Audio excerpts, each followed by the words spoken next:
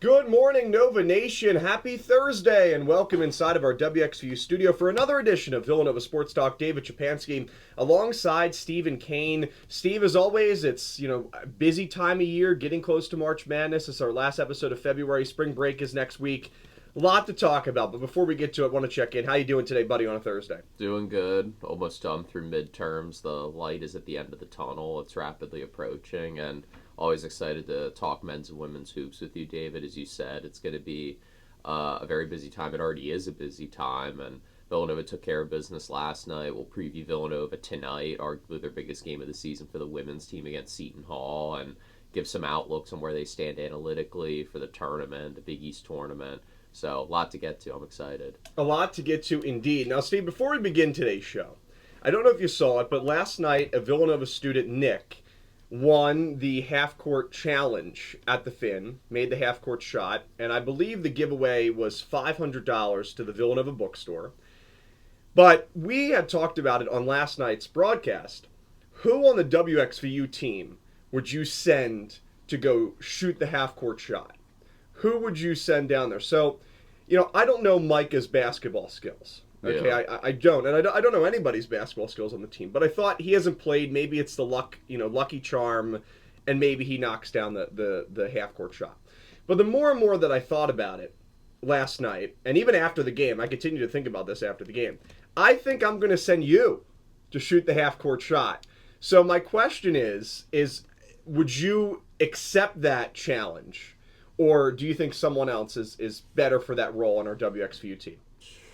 Well, I know that when we're filming some of your videos for WXVU at the end of games at the Finn, we're down on the court, and sometimes those thoughts go through your mind about... They've gone through your mind? Yeah. Okay. Yeah, what if you shoot this from half court? Could I get the ball So you've already there? Thought about it. You've already had have. Thoughts. You're already processing that. Okay. Yeah, so... I don't know. Who are the other... Ryan had said Paul would be the best. Paul. Yeah. Maybe Paul. Nathan does play on a club team, I believe, here at Villanova, or play on at least a team that... So I know that he actually plays basketball. Yeah, so he might be the only one. Yeah, probably Nathan. Okay. I think. Yeah. All right, good choice. We'll have to... he plays intramural basketball. Intramural, that's it. That's the word I was looking for. Yeah, I've been out of the game for a while, so I still believe you got it. Choice. All right. All right. Well, that was that. But congratulations to Nick, who made the shot there. Student Villanova for $500. It was a pretty cool scene, and cool for him. I mean, he got his video of him making the shot on the Nova Athletics social media, both on Instagram and X. So that was impressive. Congratulations to him. Steve, we have 5 poll questions to talk about here in this episode. You can always vote on my Twitter at WXVU David S. First poll question: who was the player of the game for Villanova last night against Butler? Bryce Lindsay, Acaden Lewis, Devin Askew, and Duke Brennan. Poll question 2: what will be Villanova's record in the final 3 games of the regular season? Talking about the men's team here, and those 3 games for you are at St. John's on Saturday, at DePaul, and versus Xavier. 3-0, 2-1, 1-2, or 0-3. Poll question 3: what will be the result of Saturday's game at Madison Square Garden? St. John's wins by 1 to 6 points. St. John's wins by 7+ points. Villanova wins by 1 to 5 points. Or Villanova wins by 6+ points. Poll question 4: what will be the result of Thursday night's game at Seton Hall? Tonight's game for the women's basketball team. Villanova wins by 1 to 5 points. Villanova wins by 6+ points, Seton Hall wins by 1 to 4 points, or Seton Hall wins by 5+ points. Our final poll question for you here on this Thursday: who will score the most points for Villanova women's basketball tonight versus Seton Hall? Bryn McCary, Danae Carter, Jasmine Bosco, or Kennedy Henry? A lot of people voted in these polls, so excited to discuss that in the final 5 or 10 minutes of today's program. All right, Steve. Well, without further ado, a lot of talk about the half-court shot, but want to get into last night's game, what actually happened in terms of the actual college basketball players on the court. Villanova defeated Butler 82-73 last night at the Finn, so a 9-point victory for the Wildcats. And this was a game where, when you look at it and you say, when it's all said and done, it wasn't a pretty performance by Villanova. I thought there were a lot of things that Villanova could have done better, but there were still a lot of positives. I've said it throughout the whole year. Good teams find ways to win games like this. And there were glimpses of really good stretches, once again, in this game for the Wildcats. And we'll start with Acaden Lewis, who, scored 20 points again last night for Villanova. Really efficient, 8 for 14 from the field.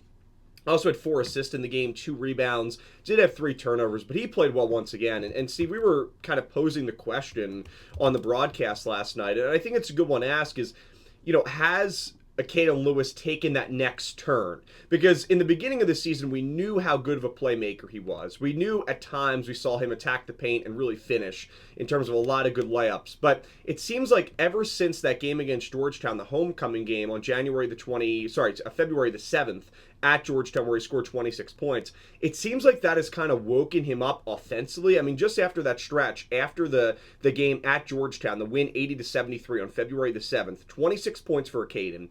Then he scored 15 against Marquette, where he also had 5 assists and 3 steals. Scored 8 points at Creighton. That was his worst game on this stretch, where he was 3 for 10 from the field. But after that, the last 3 games for Acaden Lewis, 21 points against Xavier with 7 rebounds, 6 assists. Almost had a triple-double in that game. Game against UConn, the whole team really struggled, but Acaden Lewis, 11 points, 4 assists, 2 steals. And then last night against Butler, 8 for 14 from the field. It's 57% from the field. 2 for 8 from three-point range, 20 points, a steal, 4 assists, 2 rebounds. Did have 3 turnovers, like I said last night.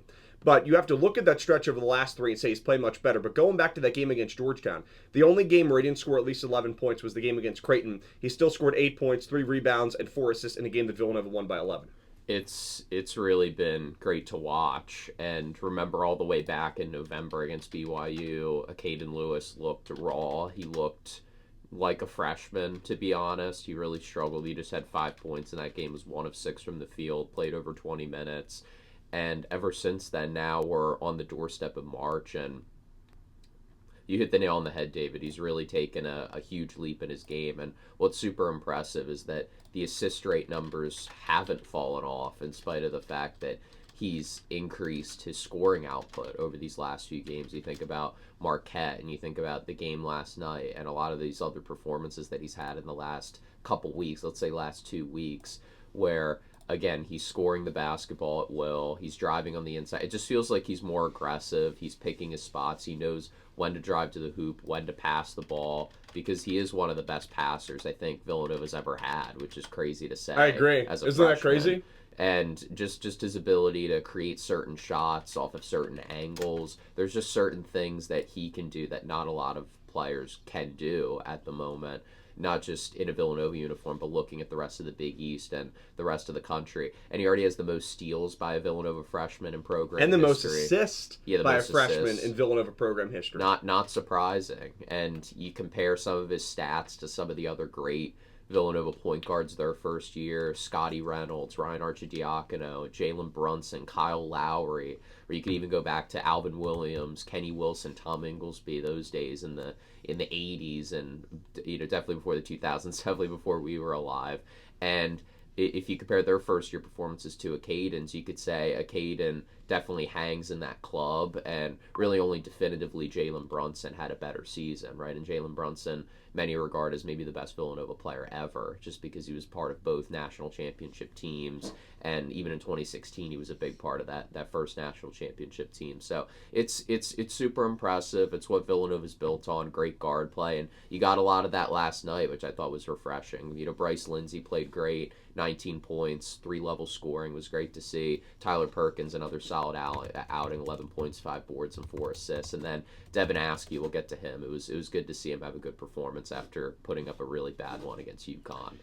It definitely was, and just to go back to Acaden Lewis for a little bit here, he now has the most assists in a Villanova freshman season, and this is what we were talking about, with 146. It breaks the 41-year-old record set by Kenny Wilson in 1985-1986. 41 years, and Lewis broke that record. And also, too, there were so many milestones in addition to Acaden Lewis breaking that record, Tyler Perkins reached 1,000 career points last night at the Finn, and also Kevin Willard became the winningest coach in Villanova program history in his first year last night, now with 22 wins, so a lot of milestones. So that was fun to see, so many of those last night at the Finn, and I thought you touched on it really well, Steve. I mean, Bryce Lindsey, 19 points, 6 or 14 from the field. You could argue he had his best game of conference play last night against Butler, and now in the 2 games against the Bulldogs this season, Lindsay has almost scored 40 points. So it's a good matchup for him, and that's, I think a lot of it has to do with Butler's perimeter defense has really struggled. Now Villanova, I want to talk about the 3-point struggles a little bit coming up here in the show, but Lindsay was great, and Perkins scored 11. It was kind of tough last night for Tyler because you could see in the first half, at least the way I looked at it, he struggled for a little bit to get that big bucket, right? He was at 999 points, and you could debate whether or not Tyler knew about the 1,000 point coming into the game, right? I'm going to say probably knew about it. I'm not saying it was at the top of his mind, but probably knew about it. There was definitely an extra energy, an extra boost in terms of in the fin because a lot of people knew about it when he was, so every shot he would take, and then, if it missed, which a couple of them did in the first half, he was 3 for 7, 1 for 4 from 3-point range. You heard the crowd kind of go, looking for that big shot, and then eventually he hit it and kind of got going again. But it did seem like for a little bit with Tyler last night, he was trying to get that big bucket, and maybe that threw him off a little bit in terms of pressure, but he still picked up 11 points, had another double-digit game. So I thought there were a lot of positives. Butler did not shoot the ball well from behind the arc. Butler had a lot of turnovers as well, 14 in this game. That was a little uncharacteristic for them, a team that only averages about 10 turnovers per game. But I really thought the biggest difference in this game, Steve, going to be completely honest here, is the fact that, Villanova did an excellent job guarding Finley Bizjack last night. And I know that he did score 12 points, but he was scoreless in the first half during the initial run of the game. 0 for 4 from the field in the first 20 minutes. He was a -6 when on the court. And in the second half, yeah, he got his buckets, or he scored 12 points, 4 for 8 from the field. But you could argue a lot of that was in garbage time when Villanova was leading by about 10 points. Maybe even a little bit more than that there in that second half. So, Villanova did a really nice job guarding Finley Bizjack. And Michael Ajayi did play really well, came up just a rebound shy of a double-double with 17 points. But I thought that was one of the biggest differences in this game. You could talk about that Villanova shot the ball a little bit better than Butler from 3-point range. You could talk about the fact that Villanova took advantage of Butler's 14 turnovers. Of course, Villanova had excellent guard play last night, as you said, Steve. But I think the biggest difference in this game, or one of the biggest differences, was the fact that Villanova's defense against Finley Bizjack was great. And you could definitely see the adjustments, not letting him get open from 3-point range. That was a big difference from the first matchup there at Hinkle Fieldhouse against Butler. So that really impressed me as well. And I thought the defense as a whole played fairly well against Butler. Yes, they scored 73 points, but this is a Butler offense that is definitely capable of scoring. Coming off of scoring 80 against Xavier, they're averaging 80 points per game this season. So I thought defensively there were some good things despite the Bulldogs scoring 73. Exactly. And Villanova, the 3-point defense, just another stellar performance. Again, it's just astounding that they lead the Big East in terms of 3-point defense. Now, that's just conference games, but when you hold Butler to 23%, and even though Butler, they are actually a slightly below average 3-point shooting team, I do agree with you with Bizjack and some of their other great guards. They could knock down. But they've had games where they've shot the ball really well. Yeah, they're very in conference wild. play they've struggled a little bit, but non-conference play they were as good of a 3-point shooting team as really anybody. Yeah, so I think you have to factor that in, that they can get really hot. I'm sure there's graphs online where you could look at the actual 3-point percentage, but then their variance. I'm sure Butler's probably pretty low on the 3-point success rate looking at them from a season-long perspective, but their variance is probably pretty high. You don't know what you're going to get. They could put up a poor performance like they did last night, or they could hit almost 50% of their threes. So I would give Villanova a lot of credit there. And again, for Villanova, I think,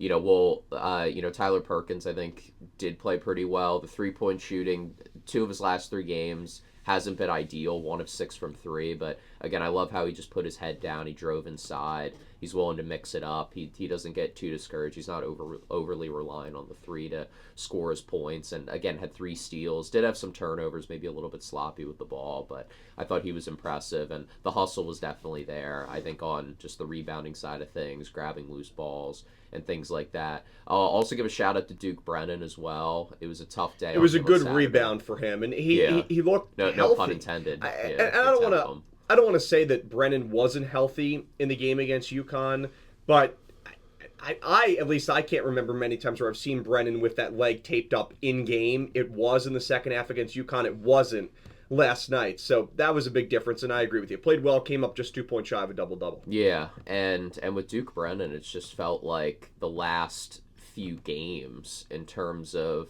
his assists have gotten a lot better, and he's kind of sneakily added that to his game. I mean, it's just 2 of his last 3 games. But against Xavier, he had 6 assists. Against Butler, he had 5. Had a really bad game against UConn. Glad we can hopefully move on from that. That was just a tough outing for Duke Brennan. But I agree. Watching it back, he looked a lot better. Looked very comfortable. And in the first half, I think what was key. Seeing him get off to a good start was good. Just not just in terms of locking up the game, right? Like a quad 3 win for Villanova. Kind of just moving along, but for the rest of the season as well. Because again, the St. John's game on Saturday, you need Duke Brennan to be at his best. You can't have what he put up against UConn. You need a lot better performance from him on both sides of the floor. So thought that was impressive. And yeah, Devin Askew playing great too. 16 points, all of them in the second half. There was a stretch where Butler made it interesting. Villanova was up 14 at the half, and then at one point Butler made it, I believe, a 2-point game in the middle part of the second half, and then Devin Askew by himself, David. This was definitely electric. Orchestrated his own 8-0 run, made it a double-digit lead once again, and then Villanova kind of held on from there. Butler tried to make it interesting, but you could argue he was maybe the catalyst that allowed Villanova to hold on and win that game. You mentioned that Butler kind of held on to it for a little bit, but again, he really struggled against UConn, and then for him to come back and have a really good performance, knock down some threes, lots of catch and shoot opportunities, not trying to force wild shots. I thought it was great, and that's what Villanova needs down the stretch. I agree with you. Devin Askew played really well in the second half. Right? He had 16 points. He was 4 for 7 from 3-point range. And if you take away Askew's 4 threes, the rest of the Villanova team was 25% from behind the arc last night.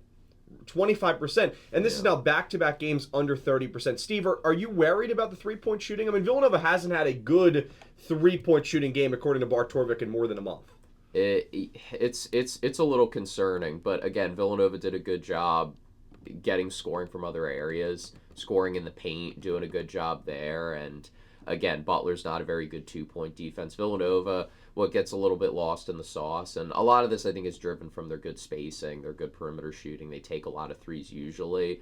That can sometimes open up the 2-point game. They're a comfortable top 100, top 80, top 70 at times 2-point offense, and it was good to see them kind of pivot to that. I think I am a little bit concerned because, again, when you get to March, you want to be hot from 3, and this team lives and dies by the 3. Maybe not as much as Villanova teams in recent years since we've been doing this with WXVU, but yeah, I would say I'm a little bit concerned. And I mean, Butler's 3-point defense, they're not bad, but 121st in the country. Villanova's again, usually a top 50 3-point offense. That's a matchup they should win. They did win the volume battle, right? They did outscore Butler by 21 from beyond the arc. So there is a little bit of but Butler only took 13 threes. Yeah, in the game. But getting shots is important. Sure. So that's and again, it's not the end all be all. I'm not praising the performance or anything, but you could say, hey, they won the shot volume battle. They got some good looks generally, just a lot of them weren't falling. Sometimes that's basketball. I think it's something to monitor. It's something to think about as we progress through St. John's and then DePaul and Xavier to kind of close out the season. But it'll just be interesting to follow. I think the 3-point shooting will trend back up though. You have to trust Askew. You get him on catch and shoot situations. It feels like Lindsey's working his way out of it. Matt Hodge can always get hot, so there's options. Tyler Perkins has been good from 3 really all season outside of those 2 of his last 3 games. So I don't think there's a ton to worry about. Well, the last 4 games, Villanova 6 for 21 from 3-point range, 12 for 34, 6 for 24, 10 for 32 last night. And as we talked about, if it wasn't for Askew in the second half with the 4 threes, that stat would have been much worse. And the reason why I'm concerned about it is because when you play a team like St. John's on Saturday, that I'm sure is going to be ready to go after scoring only 40 points last night against UConn, and we'll talk about that coming up in a little bit, you have to be able to shoot the ball well from behind the arc against a St. John's team. If you come out and shoot the ball less than 30%, 25% as a team from behind the arc against St. John's, you're going to lose the game by at least 10.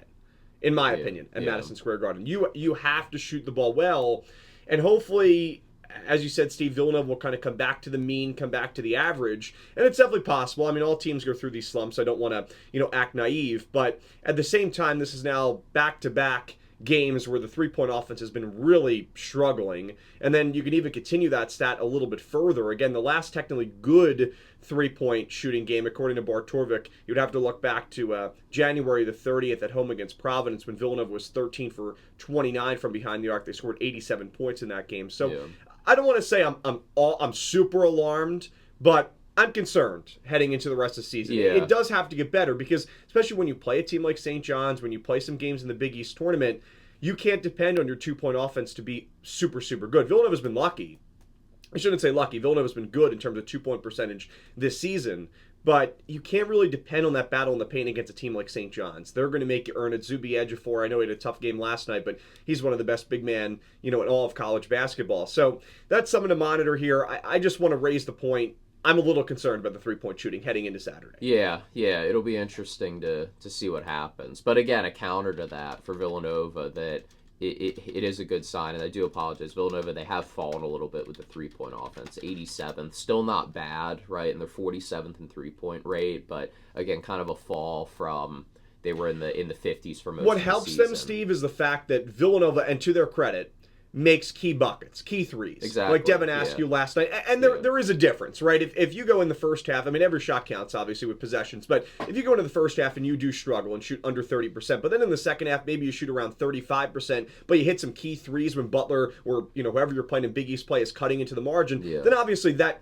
unfortunately, there are stats when you look at efficiency that can kind of judge that. But when you look at the overall numbers, that doesn't show up. The shots that are more clutch, like those shots by Devin Askew in the second half, but the point still stands. I mean, the three-point offense has to be better against a team like St. John's. You're not going to win the way that Villanova played last night against Butler if you repeat the same game against St. John's. Exactly. But again, Villanova, you could say the UConn game was a bad three-point shooting performance, but according to Bartorvik, if you take that out, it's been a lot of, they grade them by the green performances are the good three-point shooting performances, the red ones are the bad ones, and then there's a lot of white ones, so you'd have to go all the way back. And every team has a lot of those.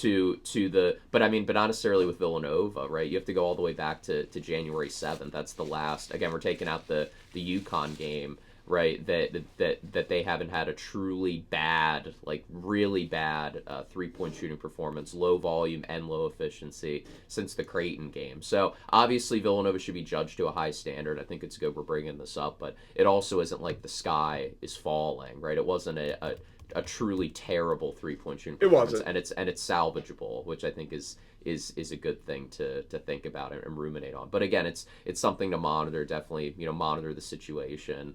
Sound the alarm bell. I definitely think it's going to be key. And again, could be the decider to Villanova's season when it's all said and done. They could lose a game because of subpar three-point shooting. So or the free throw shooting, which last night, you didn't get to see it a whole lot last night. Villanova didn't take a whole lot of attempts from the field, from the free throw line, 10 for 14. Villanova was solid last night, 71%. That's a little bit higher than their average, but still, all in all, Villanova did win 82-73. The Wildcats are 22-6 again. Coach Willard becomes the winningest coach in Villanova program history in his first season with 22 wins. Steve, let's look ahead to Saturday's game against St. John's at Madison Square Garden. We'll be there for you on WXVU beginning at 7:30 p.m. It's a late tip-off, 7:30 p.m. pregame show, 8 p.m. tip-off. If everything gets going on time there in New York, we'll definitely see about that. But Steve, the St. John's team coming off of their worst performance of the season, 22-6.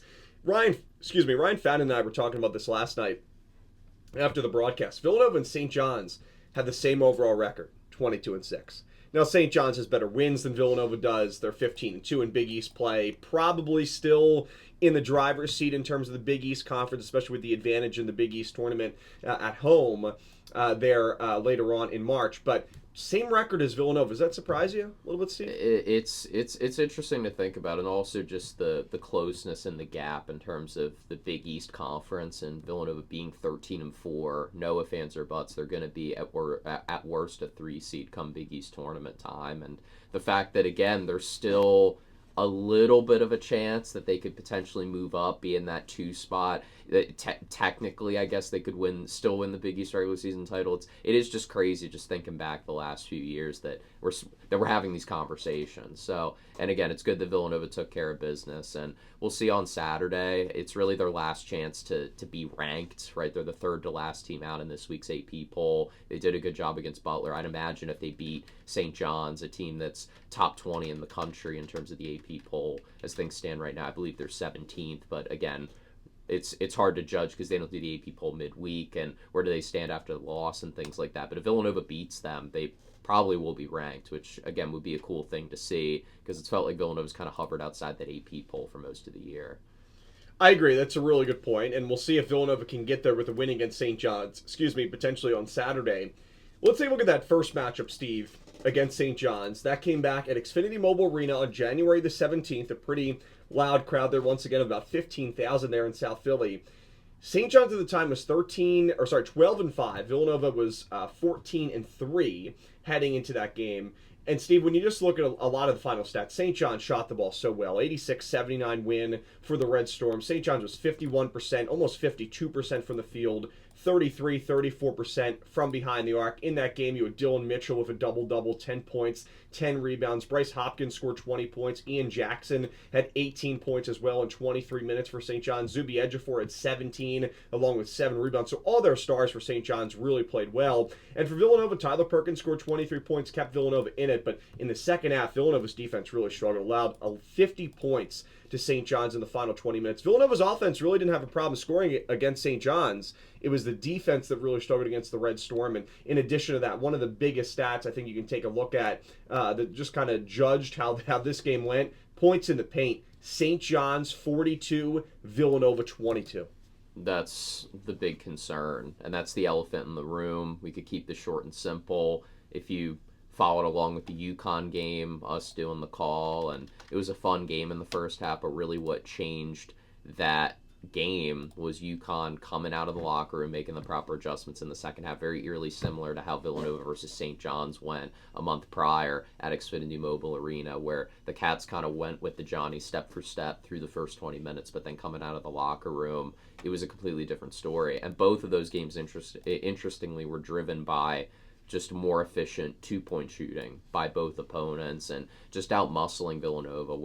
Right, they gave up 58% from two. They gave up a 36% offensive rebounding rate. They gave up 9 second-half offensive rebounds, David. That's not going to win you close basketball games, especially near the top of the Big East when you need those rebounds down the stretch to create margin to hopefully win those close games. So, and again, you mentioned it, right? Getting outscored by 20 in the points in the paint battle is definitely not winning basketball. And we've harped on it for a while for Villanova, that really the key for them is just they have to be a little bit tougher in terms of their defensive rebounding, which has really struggled all season, and then their 2-point defense, right? Because it's been a problem. It was a problem against UConn. It was a problem against St. John's. And I like what I've seen from Matt Hodge. It's gotten a bit better in terms of his physicality on the inside because he usually likes to play on the perimeter. He's very flexible. He has some guard-like tendencies, but he should also be willing to get on the inside, use his physicality, use his long arms to create issues and problems for some of these bigs like Terrace Reed and Zuby Ejiofor, really any of those guys from St. John's or UConn. So, and again, even against Butler, right, even last night, right, one of the downsides of that performance, Villanova, they did do a lot of good things, was the defensive rebounding once again, right, gave up about 33.3% offensive rebounding. So about 1 out of every 3 of those chances went back to Butler. Now, I know Butler does have Michael Ajayi. You do have to factor that in, but it's just something that needs to get better, and we've kind of harped on it all season. They are a top 50 offensive rebounding team, but you're going to get an even tougher challenge against St. John's, and Villanova struggled to pass that test last night against Butler. So we'll see how things go against St. John's. I do like what I'm seeing from Matt Hodge. We'll see, though. I agree. He did struggle a little bit last night, but the prior couple weeks he was doing a much better job in the rebounding category. Didn't pick up a rebound last night, did Hodge. Had 5 points. It's a fouling, What I want to really look at in terms of this game as well, I mean, we've touched on a few things. In the first matchup, St. John's only committed 9 turnovers. Villanova had 14. Now, this St. John's team is really good at limiting turnovers. They only allow, or I should say, commit about 10 per game. They do a good job at forcing turnovers, 14 per game. But when you look in conference play, this is a St. John's team that's only committed 9 turnovers per game in conference play. So they're committing a full turnover less, actually 1.5 turnovers less in Big East play than they were overall this season. I think that speaks volumes to how the Johnnies have played so far this year. But do want to talk about the game last night because it's imperative to mention that Villanova very, very severely just unlucky. The fact that Villanova is going to play UConn and St. John's off of a terrible loss for both teams. UConn against Creighton before playing on Saturday against Villanova. And now the loss last night for St. John's against UConn. 72-42 is by far the worst offensive performance of the season from Coach Pitino's Red Storm. And Steve, this is a team that only made 2 total field goals in the second half. They scored 14 points in the final 20 minutes. They did not hit a single shot for the final 17 minutes and 28 seconds of that game last night in Hartford. They were down, too, by 15 at the half. You have to think St. John's and Coach Pitino, Rick Pitino, is fired up to get back in the gym, ready to go for this one on Saturday. This was by far their worst performance. I mean, St. John's didn't do anything right last night against UConn in Hartford. No, they didn't. And to put it in perspective, they shot 24% in terms of their effective field goal percentage. That's by far the worst stat for St. John's all season. 6 of 36 from 2, 5 of 20 from 3. And what's really alarming is that 6 of 36 from 2 because they are an interior-focused team. I know that the three-point shooting has gotten a bit better, but it's still about average now. They were outscored in the paint 42-12 last night, Steve, by 30. Yeah, you're beating St. John's at their own game if you're UConn. And again, that's a good stat to really paint the picture as to why Dan Hurley and the Huskies were able to get revenge on St. John's after losing to the Johnnies earlier in MSG. They were able to knot up the season series at 1-1 by taking them down. And again, we may have to reevaluate. Maybe UConn was listening to the show when we kind of and we heard them talking about St. John's being the best team in the Big East. Yes, I agree. My thoughts have changed after last night. Yeah, now especially it's because UConn's 50-50. playing its best basketball again. I mean, they went through a little bit of a slide, but if you're going to slide in late January, early February, that's the time to do it. Rather do it then and get ready for the latter part of February and early March. And UConn, I mean, what a game last night. It was incredibly impressive. And again, just jumping on St. John's early and really just keeping their foot on the neck of the Johnnies. It was super impressive. It's what they needed if you're UConn, and again for Villanova maybe not what you need, because again we saw this play out before. You could talk yourself into maybe the same things that we were doing before the UConn game, where you could say, hey, well, you're catching them maybe when they're not playing good basketball. This could be a decent matchup. But again, we saw it didn't go well for Villanova the last week, right, at Xfinity Mobile Arena. So we'll see if things change. I agree with you. And Rick Pitino after the game even talked about how a lot of the issues were on him. He wasn't necessarily going to really blame his players for the entirety of the loss, that a lot of it was on him. So I expect them to come out with a refocused effort, and it'll be a really tough matchup for Villanova. We've kind of been circling this one as maybe the toughest matchup all year, just being on the road. It's a tough environment, but it's good to get to play it this late in the year, because then you'll be back at MSG in a couple weeks, so it'll be a good stress test for them. I agree completely. That's a great point about the stress test before the Big East tournament. And before that loss for St. John's, they had won 13 consecutive games. So, I mean, they're definitely still a really good team. I was just really, really impressed with the way UConn responded last night, and 2 big wins this week against Villanova and St. John's. Of course, the game against Villanova in South Philly with more than 20,000 fans, the most in terms of home attendance for Villanova since 2019-2020, that season, right before the pandemic in February. And then also, too, I mean, the way that St. John's really just struggled against UConn last night in Hartford. So definitely something to watch. Zubi Ejiofor, I mean, he's got to be up there in terms of Big East Player of the Year. I mean, 16 points per game, 7 rebounds per game for a big man. He's got 94 assists, shoots 32.5% from behind the arc, 53% from the field. Solid free throw shooter at about 71%. So he really does it all well for the St. John's team. You have to watch out for him. But also, too, I mean, Bryce Hopkins, I feel like a lot of people kind of forget about him, right? The former Providence transfer went through some injuries over the last couple of years, really battled. He's averaging 14 points per game and also shooting about 29-30% from behind the arc. But where he really excels, rebounding, he's also averaging 6 per game. In addition to that, this season, he's got 31 steals for St. John's. That is 4th on the Red Storm. So definitely some of those key players to watch out for. We'll take our first break here on Villanova Sports Talk. When we come back, we'll talk about Villanova women's basketball. A huge game tonight in South Orange as Villanova will take on Seton Hall. We'll have that coverage for you on WXVU beginning tonight at 7 p.m., 6:30 p.m. for a pregame show. When we come back, Stephen and I will break down that action. Again, you're listening to Villanova Sports Talk here on WXVU, the 89.1 The Roar. Welcome back to Villanova Sports Talk here on WXVU on a Thursday. Just about 25 minutes left to go on the show. Glad you could join us. David Szczepanski alongside Stephen Cain. First half of the show, we broke down Villanova men's basketball versus Butler and previewed the game on Saturday against St. John's. Now it's time to discuss women's basketball. The final regular season game of the year is here tonight in South Orange at Walsh Gymnasium against Seton Hall, 7 p.m. Tip-off there from New Jersey. Our WXU pregame show will begin at 6:30 as Ryan Scanlon and I will have the call. Steve, I am a big fan of orange juice. I have some here. And in the break we were talking about, I have to get my oranges right in New Jersey. I have to get my geography right. South Orange, as I hold up, if you're watching on YouTube, my orange juice.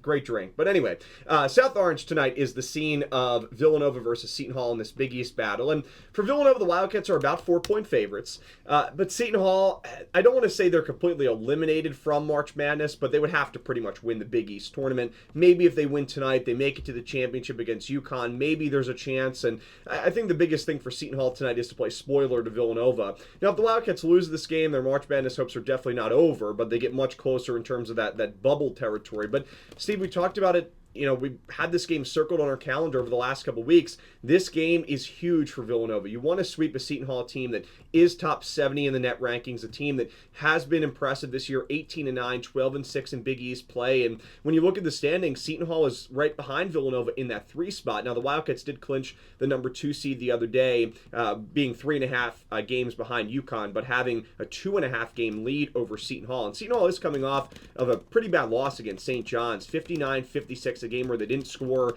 a whole lot at home on February the 22nd. But I want to get your initial thoughts on the game tonight. This is a huge one. We've had it circled on our calendar for a few weeks now, really ever since the latter part of January. This is a big one tonight. How do you feel heading into the game? It'll be a real fun one. And again, for Villanova, I can't understate how huge of an opportunity this is for them just to bolster their resume. Right now they're 35th in the net ranking, and we've harped on it for a while that 20 of those wins, right? They have 22 wins right now, have come from quad 3 or quad 4 opponents. As of right now, just 2 of them come from quad 1 or quad 2 opponents. So they're in a good spot. Usually if you're in the top 40 in the net, you're pretty safe. They have a good wins above bubble ranking, which is how many more wins you would get against the teams you play versus the average bubble team. So they do a good job there, kind of separating themselves from other teams that are kind of on the cut line, so to speak, in terms of making women's March Madness. But Seton Hall, quad 2 opportunity, and I might add as well, they could get a third crack at them in the Big East tournament as well, in the Big East semifinals. So if they were to beat them 3 times, that would even bolster their resume even more. And right now, bracketology-wise, not much has changed. They are still a 9 seed, but the one thing that could potentially change if they were to make the Big East championship and only lose to UConn again, presumably up in Uncasville, they could potentially move that to an 8 seed and get a home first round game. Which they wouldn't be home. They would be in Columbia, South Carolina. With the seeds of 4. Yeah. Okay. Yeah, so they would be in Columbia to play the 1 seed. That's where the host would be. But technically, they would be the home team, quote unquote, in Columbia. Okay. But yeah, they would have to be a top 4 seed to play here. All right. Okay. Well, yeah, dagger through the heart there. Because I originally was thinking about that as well, and actually tweeted about it, and yes, okay. I was wrong. Okay, but still, it would be somewhat of a less meaningful distinction, but still, in terms of just making sure you make the tournament, it is a big deal. And again, this Villanova team, I think, where they have a lot of edges, I think once again it's going to come down to the 3-point shooting. We were talking about it with the men a lot. Villanova 23rd in the country in terms of 3-point shooting. The 3-point shooting has not been an issue for the women's team lately. It feels like that ranking has risen up the last few games, and it's great to see. You're coming down the stretch, you're playing good basketball, and Seton Hall, they're 244th in 3-point defense. So that's really going to be a key. I think that's going to be something that I'm looking forward to see how that'll play out. I think Villanova not turning it over versus Seton Hall. Villanova's 36th in turnover rate allowed. Seton Hall's 82nd in turnover rate forced. That's kind of another matchup. So I think it's going to come down to the guard play with Bosco and McCurry and Kennedy Henry and all these great ball handlers that Villanova has. Can they generate good looks? Can they rely on their elite assist game to generate good three-point shots? And if that doesn't work, can they at least not turn it over before they feed the ball inside? I think that's really going to be the key decider in this matchup. But Villanova, they took down the Seton Hall team by 17. It was a long time ago. It was their Big East home opener, I believe, in late December. So a lot has changed, but you have to feel pretty good about where the Cats are at the moment. I agree heading into this game tonight. Seton Hall is a really tough team, though. Going back to that matchup last year, they're always late, these late close games. And I think a perfect example was Seton Hall's most recent game against St. John's, 59-56. They're always kind of those gritty, low-scoring battles. I think the positive, Steve, is that in the last 21 trips to Walsh Gymnasium, the Wildcats are 17-4. And the Wildcats have won 7 of their last 8 games against Seton Hall. But I like what you talked about in terms of the positives for the Seton Hall team and just things to watch out for because, prior to the loss to St. John's, Seton Hall had won 3 consecutive games, including a good win against Marquette in there as well. I think when you continue to look down the background audio was playing there. But this is a Seton Hall team that has been tough this year, and kind of when you continue to break it down more in that first matchup, right, 72-55 in favor of Villanova. In that first match, some things to highlight. Bosco at 20 points, 7 rebounds, 5 assists, and the bench also played well. How about Ryan Allen with 19 points there in that game against Seton Hall, that first matchup, off the bench? In addition to that, Brooke Bender had 9 points. So Villanova had a lot of depth scoring in this game. And that was also something where Bryn McCary really didn't play well in the first matchup. 5 points in 32 minutes. So that's definitely something to keep an eye on in this matchup. But overall, Seton Hall is 18-9, 12-6 in conference play. They're a solid three-point shooting team, about 33% from behind the arc. Steve, I really want to talk about this Seton Hall defense because I think that's really what kind of stirs their drink, as that's a metaphor I know you like to use there a lot. I like that one. Seton Hall forces 18 turnovers per game. Yeah. This is a Seton Hall team that can create chaos on the defensive side of things, and they're fairly good defense. Opponents shoot 40% from the field, 31% from behind the arc, but they only give up 63 points per game, and that's the same stat as well in conference play. So they've been fairly balanced in terms of non-conference and conference games defensively. They only give up 63 points per game. They force a lot of turnovers, even in conference play, forcing 17 turnovers. So that's the biggest thing to watch. I mean, they allowed only 59 points to St. John's at home, and you can continue to go back in terms of the points that Seton Hall has allowed in the last few, where they gave up 59 to St. John's, 55 to Xavier on the road, 74 to DePaul, 58 to Marquette, 67 to St. John's. They lost both games to St. John's. That was back on February the 7th. And then to continue to cap that off in the beginning of the month, 72 to Creighton. So a defense that has played fairly well this year, especially coming in a good form the last 2 games, holding Xavier to 55, holding St. John's to 59. So Villanova's offense has to be ready to go in this one and just limit turnovers because Villanova has been one of the best teams this year in college basketball for the women's side of things in terms of limiting turnovers. They have to continue to do that tonight against a Seton Hall defense that will put a lot of pressure on you. I would agree with that. And again, it goes back to the previous point in the first matchup, Villanova. They won the turnover battle. They did have 12 turnovers, but they forced 15 off of Seton Hall. And the real difference was points off turnovers. Villanova won that battle decisively, 18-4. And that was arguably the biggest difference in that game. You could also point to bench points. Villanova got a lot of production, in particular from Ryan Allen and Brooke Bender in that one. Rachel Wirtz, Danny Cesaretti also scored in that one. And I think for Villanova as well, the assist battle, we keep going back to it, I think is going to be so key. And again, Villanova won by 17, and no shocker, really no surprise. They dominated the assist battle 20-6. And Villanova 17th offensively in assist rate, 62nd in assist rate allowed. And then for Seton Hall, they do struggle a little bit more than Villanova, 153rd in assist rate offensively, 324th in assist rate defensively. So Villanova's ability just to generate good looks on the offensive end, make it tougher for Seton Hall to generate good looks with good passing on the defensive end, that's also just going to be a big difference as well. Villanova can capture that performance in a bottle and then kind of let it free, let it fly tonight in South Orange. I think things will go pretty well for them. Those are just more things that stood out. Also, too, I think for Villanova, just getting the amount of threes, talked about it with the men's team a little bit. It's not necessarily just about, obviously made threes is the name of the game, but also just the amount of opportunities you give yourself making threes. Villanova, they're about a top 30, top 40 3-point rate team, kind of like the men's team, but Seton Hall defensively, they're bottom 15 nationally in terms of 3-point rate allowed. So not only the matchup suggests Villanova should make a lot of threes, they're also going to be able to take a lot of threes and a lot of good shots, and they're a good passing team. So I think a lot of those things play into Villanova's favor, and also 2-point offense, 2-point defense. There's a huge gap there as well. So I think the Cats have it, pretty, like a very hot take here. I think they have a very good path. I think they could hopefully win this one comfortably. Some players to watch for the Pirates. Savannah Catalone, she's played in all 27 games, averages 34 minutes per game. She's averaging 14 points, 5 rebounds per contest, a 35% three-point shooter. And how about Mariana Valenzuela? She's a 41% three-point shooter, 7.7 rebounds per game, 13.3 points per game. Now, something to keep an eye on in this game is that Jada Eads suffered an injury earlier this season. That was back on January the 20th. She suffered a lower body injury during Seton Hall's victory at DePaul. And then Jada Eads, a sophomore, she is out for the rest of the season. And before she suffered that injury, she was one of Seton Hall's best players. 5 rebounds per game, 11 points per game.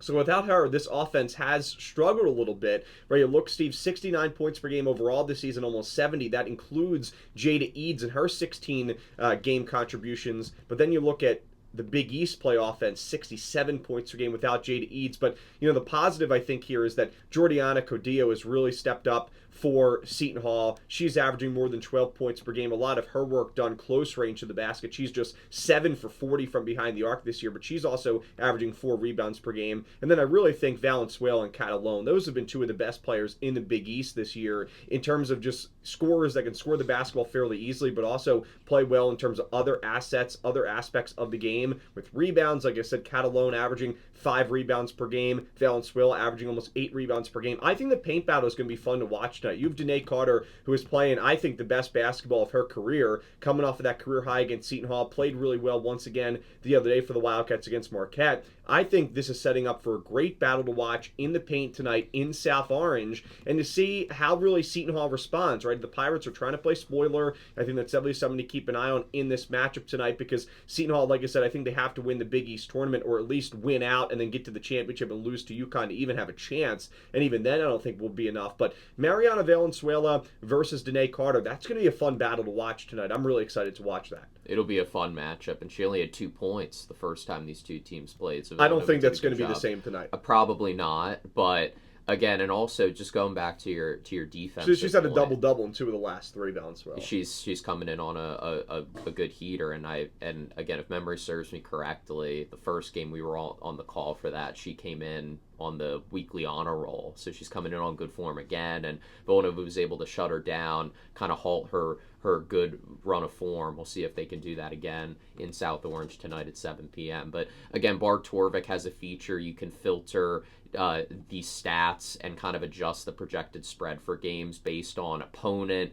venue, calendar date. And what's interesting with Seton Hall, because you brought up a good stat where they've or really just a general comment, I would say that their defense has really been good the last few games, and the numbers bear that out, right? They are very solid, being a top 50 defense throughout the season, and even just trying to filter them through home games, right? Because they play at home tonight, or even different dates, different opponents. Villanova's a quad 2 opponent. They stay in the top 50 in all of those stats. So we're talking about a very consistent defense, a defense that isn't necessarily propped up by good performances in the early part of the season, beating up on bad teams. It's a very consistently difficult defense to score on. But again, with Villanova, they have the edge in terms of, I think, the 2-point shooting, the 3-point shooting, the ball movement.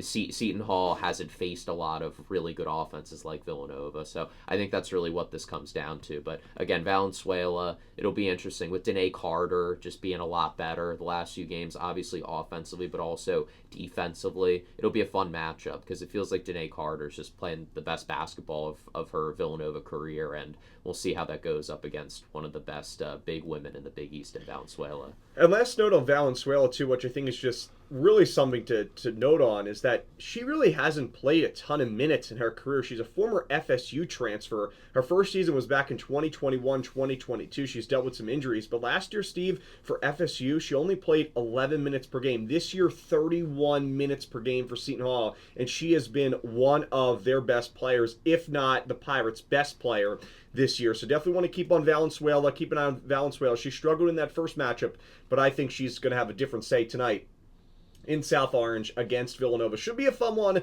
Again, 6:30 p.m. will be our pregame coverage right here on WXVU. 7 p.m. will be tip-off from South Orange. Villanova women's basketball versus Seton Hall. Win for the Wildcats should send them back to the NCAA tournament for the first time since our freshman year in the Maddie Segrist days. We'll take our final break here on Villanova Sports Talk. When we come back, we'll get to our poll questions and recap our final thoughts. Still 10 minutes left to go. We'll be right back on the other side of this quick break. Again, you're listening to WXVU, V89.1, The Roar.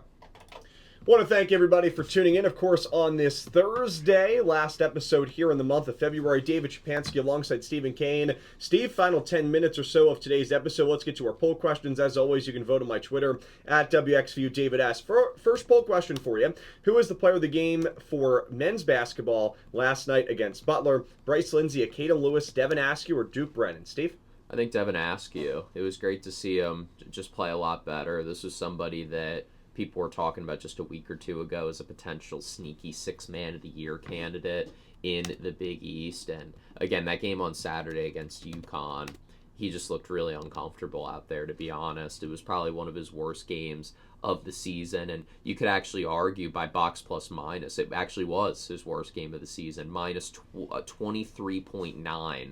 Just really struggled when he was out on the floor. Really on both ends, too. Just poor shot selection, rebounding. He was struggling to box out effectively. But, again, good to see that kind of be not totally forgotten. Again, we'll kind of follow that on Saturday, how he does against really good cream of the crop, top-tier Big East teams. But 16 points, all of them coming in the second half, being the big reason as to why Villanova was able to create a little bit of a cushion kind of down the stretch. I think you have to give it to him. Because Lewis, Perkins, you could say Bryce Lindsey as well, but Lindsey has shown some signs in the past few games of breaking out of the slump. I'll give Askew his flowers. I'm going to say Acaden Lewis here. 20 points. He was the game's leading scorer. 8 for 14 from the field. He scored 14 points in that first half. When Villanova struggled a little bit to get going early on, yes, they ended the first half playing some good basketball, but in the first 10 minutes of the first half, Villanova's offense looked very similar to what it did in South Philly against UConn. Lewis was the bright spot there in the first 10. I think with 20 points, I think he deserves his praises. I'll say Lewis. He's receiving 23.5% of the votes. Devin Askew with 47%. Bryce Lindsey with just about 30%. Duke Brennan with no votes. But I thought Duke played well last night. 2 points shy of a double-double. I mean, we kind of gotten to the point, yes, he struggled against the Huskies, but we've kind of gotten to the point where you kind of expect a double-double out of Brennan. He has 12 of them. Last night would have been his 13th if he got one more bucket. Poll question 2, what will be Villanova men's basketball's record in the final 3 regular season games? Again, just to keep an eye on those and just to note those, at St. John's on Saturday, at DePaul, and versus Xavier. 3-0, 2-1, 1-2, or 0-3. Steve, where do you fall here? I think 2-1. That's probably and the loss loss is St. John's. Okay. I think St. John's on Saturday, they lose too. I think we see a better effort, but I don't know if it'll be enough for Villanova to overcome with the crowd, and St. John's coming off a loss. And then DePaul and Xavier, Villanova should take care of business. We've praised this team's ability all year, taking advantage of a slightly down Big East this year in comparison to recent years. Really outside of UConn and St. John's, Villanova clearly has the talent edge against really honestly any of the other Big East teams not named UConn or St. John's that they play, and they've won almost all those games, actually all of them outside of the one Creighton loss. So they've done a really good job there, just taking care of business. I think 2-1, which would put them at 15-5 in the Big East, so which is again a huge achievement. Could put Kevin Willard in the Coach of the Year talk for the conference. I'm also going to say 2-1. I think the loss is on Saturday at St. John's. I agree with you. I think it's going to be closer than a lot of people expect. I will say that the game at DePaul is not as easy as I think people might have thought it would have been at the beginning of the year. DePaul, what Coach Holtman has done to that program in 2 years has been incredible. You just look at the last couple games for DePaul. The Blue Demons have won 3 of the last 4, including a 72-71 win at Creighton last night. So DePaul has now won 3 of the last 4, including 2 wins against Creighton, a win against Seton Hall at home. And this DePaul team statistically has played well at home this season for Coach Holtman. So I think that game's tougher than people may think it is. I wouldn't overlook that matchup, but I'm still going to say 2-1. Villanova's the better team than DePaul, let's face it. But I think that game could be closer as well. 70% of those that voted, and a good sample size here, Steve, too, as well, said 2-1, 21% saying 3-0. I would love it to be. Less than 10% saying 1-2. Nobody said 0-3, so that's good. Poll question 3, what will be the result of Saturday's game at Madison Square Garden? St. John's wins by 1 to 6 points. St. John's wins by 7+ points. Villanova wins by 1 to 5 points, or Villanova wins by 6+ points. I think St. John's wins by 1 to 6 points. You could even say 7 points, but and you could say, oh, well, it's similar to the first matchup. The first matchup was a little bit misleading just because really what St. John's did was they came out of the second half like gangbusters and they dominated on both sides of the floor. And Villanova, they did try and come back. They made it a bit interesting. It wasn't like they were stat padding and going garbage time mode and making the game closer than it actually looked. There was a chance they could have pulled off the comeback, but they lost by 7. I'm suggesting the game is a lot more evenly matched throughout, step for step. Maybe Villanova has a lead in the middle part of the first half, and St. John's kind of controls the tempo of things for most of the game, but I think they kind of have a narrow lead for most of the game. Villanova just struggles to actually take the lead, but they do a good job really hanging with St. John's through 40 minutes. I think they lose, I'll say, by 5 on Saturday. Okay, I like that. For me, I'm going to say probably a similar margin in here. I'll say somewhere around 5 points. I think St. John's wins this game by 1 to 6. I agree with you, Steve. 47% of the voters saying St. John's wins by 7+. I think part of that has to do with the fact that St. John's is coming in off of a loss against UConn. And 27% saying Villanova wins by 1 to 5 points. Poll question 4, what will be the result of today's game at Seton Hall for the women's basketball team? Villanova wins by 1 to 5 points. Villanova wins by 6+. Seton Hall wins by 1 to 4, or Seton Hall wins by 5+. I think Villanova wins by 6+. I think it's a statement.